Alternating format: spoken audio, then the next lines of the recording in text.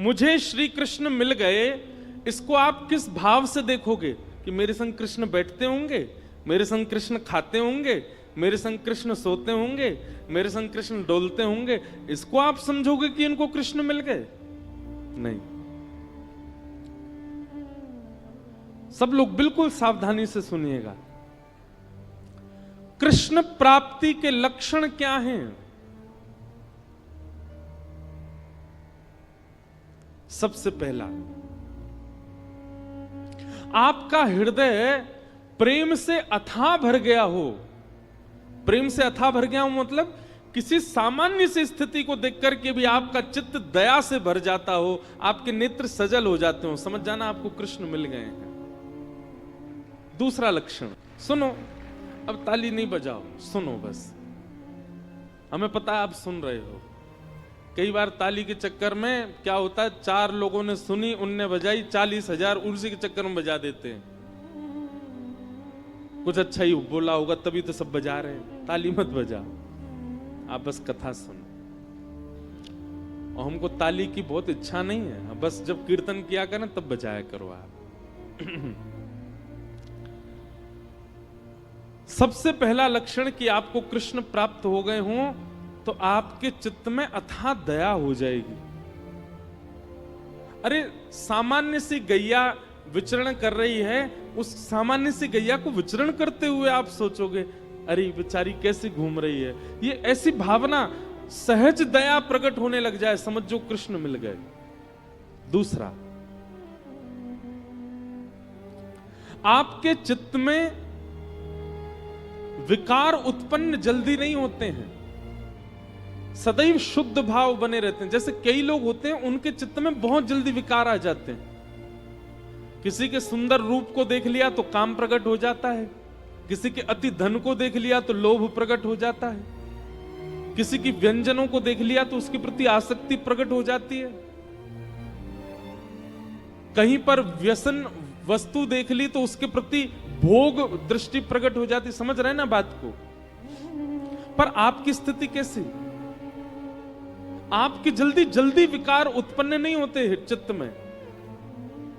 कोई कितना भी रूपवान आपके सामने आ जाए पर आप उसके रूप को देख करके ये विचार नहीं करते कि ये मेरा हो जाए, आप बल्कि उसके रूप को देख के ये विचार करते हो ये इतना सुंदर है तो इसको बनाने वाले ठाकुर जी कितने सुंदर होंगे, ये इतना रूपवान है, बेचारे आदत हो गई आपकी ताली बजाने की, मारी फिर रुक गए, अरे हमको तो बजानी नहीं थी। कोई बात नहीं, पर सुनो, ये हम लक्षण बता रहे हैं, ऐसे लक्षण बहुत कम लोगों में मिलेंगे आपको, पर जिनमें मिल जाए ना समझ जाना इनको कृष्ण मिल गए, इनके चित्त में कृष्ण है, इनके साथ कृष्ण है, इसीलिए इनका स्वभाव व्यवहार ऐसा ही है। तीसरा लक्षण कृष्ण प्राप्ति का क्या है? कोई आपको बोल दे ऐसे ही मजाक में, बोले क्या भोपाल में गंगा जी बह रही हैं, तो आप उस पर विचार नहीं करोगे, आप मान ही जाओगे, अच्छा आ गई होंगी, पहले तो नहीं थी अब आ गई होंगी, इतना भोलापन चित्त में आ जाएगा, आप चतुराई भूल जाओगे, आप अत्यंत सहज हो जाओगे, अत्यंत भोले हो जाओगे, समझ जाओ कृष्ण मिल गए।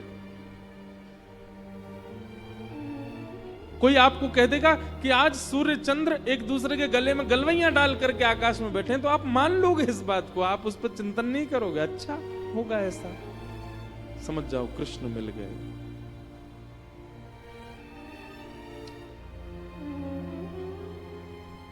चौथी बात, कृष्ण प्राप्त होंगे तो आपके अंदर स्थिति कैसी हो जाएगी? व्रत करना, नियम करना, जल्दी उठना, कथा सुनना, कीर्तन करना, साधन करना, इनको आप नियम की तरह नहीं करोगे, इनको आप सौभाग्य की तरह करोगे। ये मेरा सौभाग्य है। कोई आपसे रात्रि 11 बजे बोले कि कल सुबह 3 बजे उठना है, तो आप आना काने, अरे राम राम नींद पूरे नहीं होने दे रहे हैं मेरी, क्या करें, ये 3 बजे उठना है, तो आप उसके लिए इतने सौभाग्यशाली मानोगे अपना, अरे 3 बजे उठना है, ठीक है सुबह तो 3 बजे उठेंगे हम।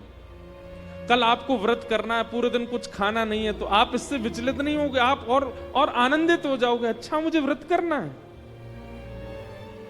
जैसे कई लोग एकादशी का नियम ले लेते हैं कि हमको एकादशी करनी है, तो जैसे एकादशी आने वाली, वो 10वीं को इतना खा लेते हैं कि कल तो भूखा रहना है हमको।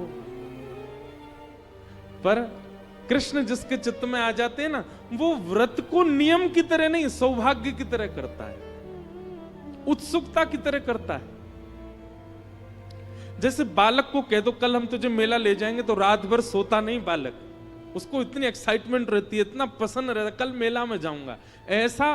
ऐसी उत्सुकता व्रत के लिए, नियम के लिए, सेवा के लिए, कथा के लिए, कीर्तन के लिए, धाम गमन के लिए उत्पन्न हो जाए, समझो कृष्ण प्राप्त हो गए। और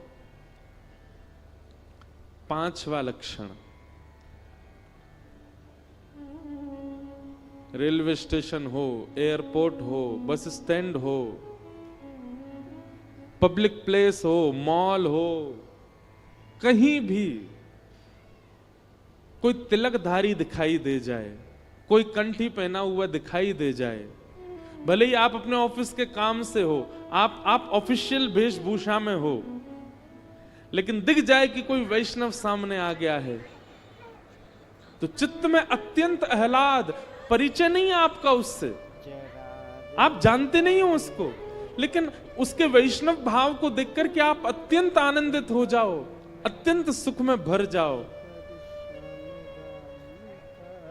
और आपका मन हो कि मैं जाके इसको प्रणाम करके आऊं, समझ जाओ आपको कृष्ण मिल गए।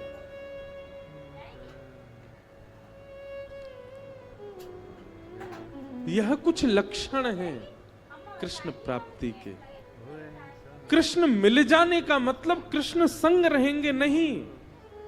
मीराबाई अकेली विचरण करती थी, पर उनके हर पद में यही है, मेरे तो गिरधर गोपाल, मीरा के प्रभु गिरधर नागर।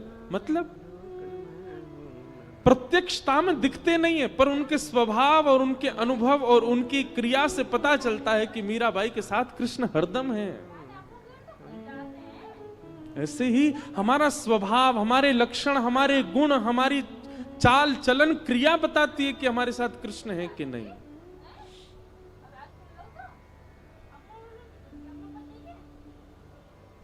इसलिए भैया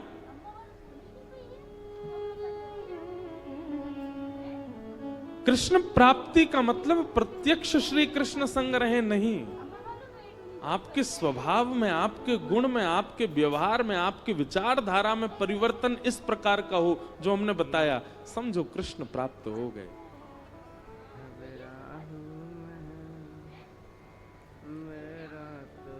और कृष्ण प्राप्ति की प्रथम सीढ़ी क्या है?